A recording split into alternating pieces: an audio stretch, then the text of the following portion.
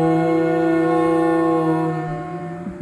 ভাগ্য এমন এক রহস্য যার রচনা আগেই হয়ে গেছে, কিন্তু প্রতিটি পদক্ষেপে আমাদের পরীক্ষা নিতে থাকে। কিন্তু একটি সত্য এটাও যে নিজের কর্ম দ্বারা আমরা সেই রচিত ভাগ্যকে নতুন দিক নির্দেশ করিতে পারি। ভাগ্য জীবনের কোনো প্রতিবন্ধকতা নয়, এ হলো ঈশ্বরের রচিত লীলা, যা সকল জীবের কর্ম অনুযায়ী ফল রচনা করা হয়।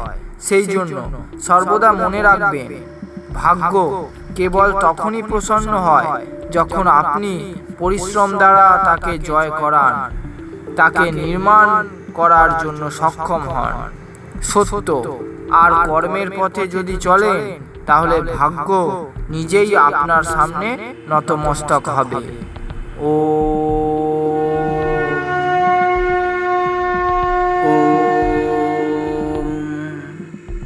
কাল কি হবে, সময়ের চক্র কিভাবে ঘুরবে, নিয়তি নতুন কি খেলা খেলবে, এইসব জানার ইচ্ছে আপনাদের সবার হয়। কিন্তু এই ভবিষ্যৎ এমন এক রহস্য, আর তার আধার আমাদের আজকের কর্ম হয়। যে ব্যক্তি নিজের বর্তমানে সমর্পণ, পরিশ্রম আর সততার সঙ্গে যাপন করে, তার ভবিষ্যৎ নিজে থেকেই সুন্দর হয়ে যায়। সেই জন্য ভবিষ্যৎকে কখনো ভয় পাবেন না, তাকে নতুন উদ্যমে স্বাগত জানান। কারণ কাল তাই হবে যা আমরা আজকে নির্বাচন করব।